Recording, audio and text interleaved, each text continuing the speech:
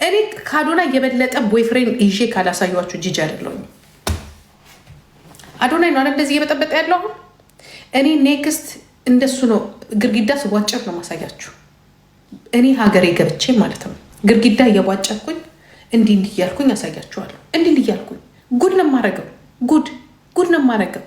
እኔ ደግሞ የኔ ቢጤ የተኙ አሮጊቶችን እቀሰቅሳለሁ። ተኝታችኋላ። በአዶናይ ከምትሻፍዱ በእኔ ብትሻፍዱ፣ በአሮጊቶቹ እና በሽማግሌዎቹ እንድትሻፍ፣ ወጣቱ በወጣቱ እንዲሻፍድ። አሁን እኔ በጣም የሚያስቀኝ አንዳንዶቻችሁ አላችሁ አዶናይ እኮ እንዲህ ከመጣ በኋላ እኮ እንዲህ አድርገው እንደዚህ ሆኑም ነው። አይደለም አዶናይ ስራውን አይደለም የወደድሽው አንቺ ቆርቆ እንዳሮጊት። ጃኒን ግርግዳ ሲያስቧጭር አይተሽ ምን ነው እኔንም ባስቧጨረኝ ይሄ ዝፍዝፍ ባልያሽ ትዳርሽን ልታፈርሺ ነው። አዎ ያስታውቃል። አሁን እናንተ ያልገባችሁ ነገር ሰግጪ ሲልሽ መሰገጥ የማይመችሽ ቦታ ላይ አትቆሚ ማለት ነው። ልጁን መውደድ አይደለም። ስንቱ የኔ ያፍቅረሻል፣ በሀሳብ ወደሻል። እያየን ነው። ዋይ አዶናይ ካላችኋል። ትግረኛም እየለመዳችሁ ነው ብዙዎቻችሁ። የትግረኛ ቋንቋ ኢንተርናሽናል ይሆንልን፣ ኢትዮጵያ ውስጥ የስራ ቋንቋ ይሆንልን። ከኦሮምኛ ቀድሞ እያላችሁ ነው በአዶናይ የተነሳ። ያ ስራውን ውደዱ፣ ስራውን ሌላ ጣጣ ውስጥ አትግቡ።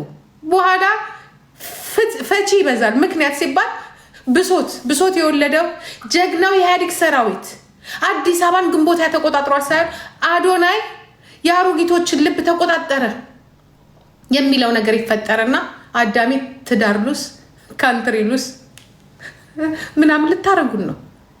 ሰግጪ ብሎሻል። ሰግጪ ማለት አዶናይን አፍቅሪ አይደለም። አዶናይ የተናገረውን ነገር ኑሪ ማለት ነው። ኦኬ ያ ከዛ ተመሳሳዩን ይዘሽ ቧጭሪ ማለት ነው። ቧጭሪ እንደዚህ አንድ ነው። በቀደም ዕለት የለቀቁት አንድ ልጁ በተቻለው አቅም እየዘረረ ነው። እኔ ደግሞ መዘረርን አልፈልግም። ትሄዳላችሁ፣ ትነሳላችሁ። አትነሱ። ካልተነሳችሁ ቲክቶክ ክሬቱን ከእናንተ ውጭ ልጁ ላይ ያሸንፍ ነው። እንዲያውም መፎካከርም የለባችሁ። ከተፎካከራችሁ ውርደት ነው። የእሱ የሰራቸው ነገሮች ሲመጡ አዶናይ ሲል የእናንተ አንድ ብቅ ሲል ተዋረድ።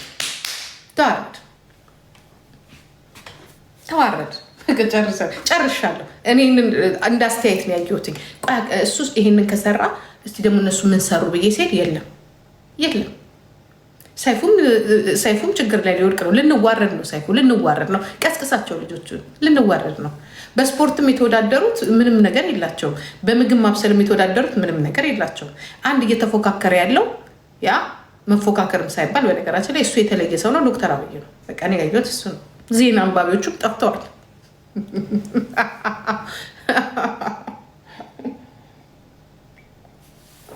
አይ ጨርሽ ቀጥ ነው። እኔ አሁን አዶናይ እንደዚህ ካደረገ ኢትዮጵያ ገብቼ ሾው ከፍታለሁ። ሾው ከፍትና አዶናይ በዚህ አጃኒ በዚህ ጆን ዳንኤል ውይ ቅርታ በዛ ብዬ ከዛ በቃ አንድ እውነቱን ካወራን መንሱሬ ከዚህ በፊትም ሚዲያው ላይ ታቀኛለህ ብዬ አስባለሁ። ምናልባት ፎሎወሪም ስለሆንኩ በደንብ ነው ማሳለፍ ስላገኘሁ ደስ ብሎኛል። አውቃለሁ በደንብ። እኔ አንድ ጥያቄ ግራ የገባኝ ለህዝብ እችን ብሎ ጠብ የሚል ነገር ያልሰሩ ቲክቶከሮቹ ከመንገድ ላይ ያላነሱ አንድ ምስኪን ያረዱ ጠያቂ የሌሏቸውን አንዱን ከፍ ያላረጉ ማአት ቲክቶከሮቹ በጣም ሰፋ ባለ ደረት ይዞ በሚዞሩ ጋርዶቹ ይዞራሉ። እስከ ዛሬ አንድም ጥያቄ አልተነሳም። የትም ቦታ ሰልፍ ብቻ አይደለም እኮ ሩጫ ብቻ አይደለም እኮ የትኛውም ቦታ ሱቅ ሲገቡ ሆቴል ሲገቡ የትም ሲገቡ በጋርድ ይዞራሉ። ለምን በጋርድ ትዞራላችሁ አላላችሁ? ጭራሽ የመንግስት ወታደር ጭምር አንዳንድ የሃይማኖት ቤተክርስቲያናትን የሚመሩ ሰዎችን አጅቦ ከተማ ውስጥ በሚዞሩበት ጊዜ ሀይ ያለ ህግ የለም። ቅናት ካልሆነ በስተቀር ወይም ልጁን ከመጥላት ካልተነሳ በስተቀር ዛሬ አዶናይ በሰዎቹ ጋርድ በነኚህ ታጅቦ ሲሄድ ለምን ይሄ ሁሉ ሙቭመንት ተነሳ? ለምን ህገ መንግስትን ድረስ ለመጥቀስ ሄዳችሁ? ግን ለኔ ትልቁ ጥያቄ ይሄ ነው። ለኔም ያልተመቸኝ ነገር በጋርዱ መሄዱ ሳይሆን ጋርዶቹ ግን እዚህ ቦታ ሱፍ ለብሶ መምጣታቸው አልተመቸኝም። ኢትዮጵያውያን ናቸው እኮ እነሱ ለብሶ ቢመጡ ቲሸርቱን አብሮት ብሮጦ ደስ ይላል፣ ያምር ነበር። እኔ ከዚህ ጋር ደጋጋግዶ ላይ ያልተመቸችኝ ነጥብ እሷ ብቻ ነች። ቃል መልበስ ነበረባቸው፣ አዶናይን መምሰል ነበረባቸው እንጂ የአዶናይ በነኝ ላይ መታጀብ እኮ የሚጠላ የሚወድ ሚዲያው ላይ የሚናያቸው ነገሮች ሞልተዋል እኮ። የራሱን ደህንነት በራሱ ወጪ ይዞ መዞር። ጦር መሳሪያ የታጠቁ ከሆነ ፍቃድ አግኝተዋል ወይ? ወገባቸው ላይ ሽጉጥ ካለ ይሄን ሽጉጥ የመያዝ ፈቃድ አላቸው ወይ? እነኚህ ከህግ ጋር አያይዘ የምትጠይቃቸው ጥያቄ ናቸው። ነገር ግን የራሴ ጋርዶች ናቸው ለራሴ ሴኩሪቲ ያዝናለሁ ብሎ ከዞረ ይዟቸው ከዞረ ምኑ ጋር ነው ክፋቱ? ዛሬ በአዶናይ ምክንያት ለምን ህገ መንግስት ጭምር ለቀስ ቾከልን? የሉም እንደ ሌሎቹ ቲክቶከሮቹ። እኔ በዛ አንግል ነው መንሱር የማየው።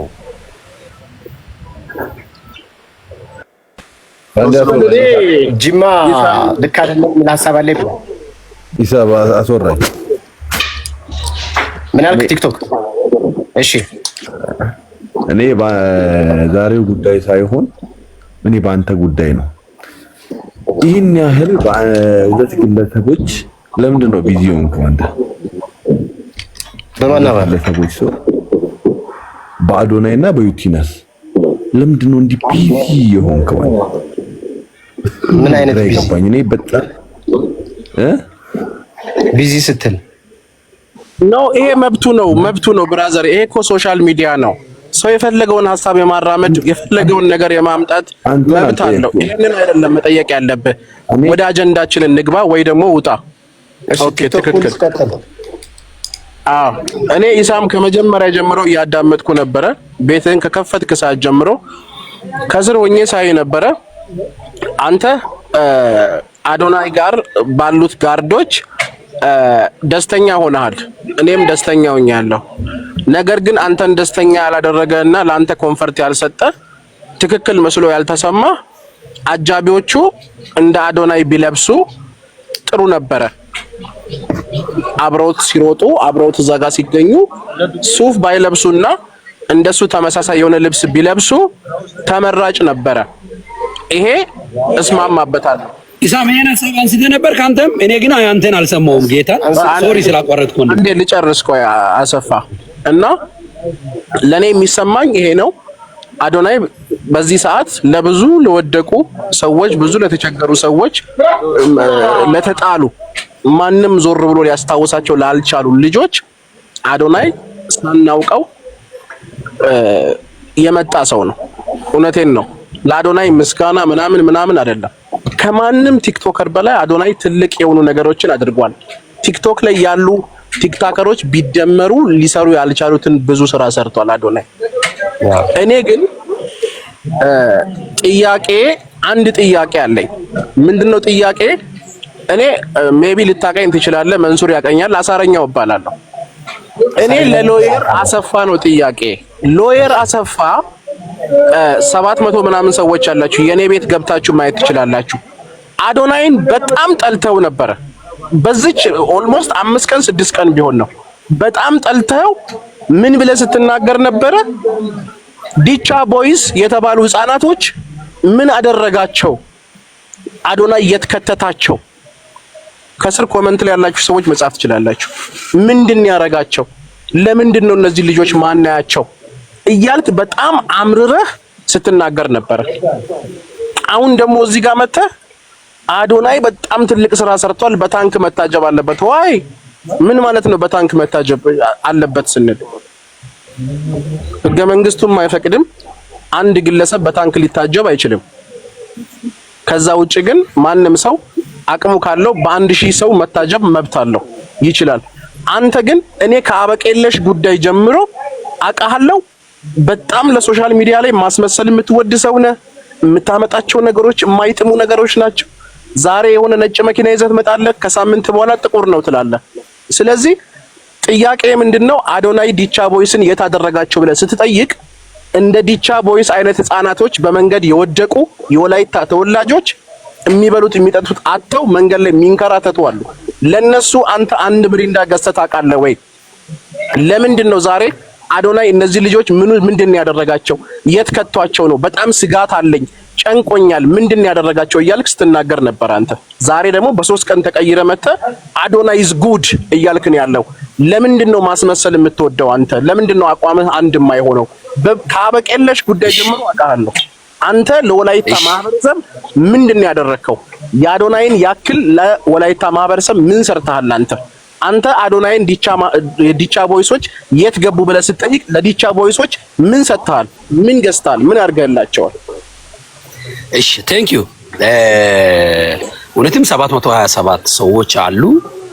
በግል እንደዚህ ቪዲዮ የከፈትኩትም እንዲህ ያየኸኝ ሊመልስልኝ ስለፈርኩ ነው። ጥያቄውን በግልጽነት ስለጠየቅ ቴንክ ዩ። አንድ ሰው ሚዲያው ላይ ሲሰራ ሌላኛው ሰው እንዲመቸው ወይም ሌላኛው ሰው እንዲወደው ብሎ አይሰራም። ያመነውን ነው ሚዲያ ላይ የሚያመጣው። እኔ የሚሰራው ላይመች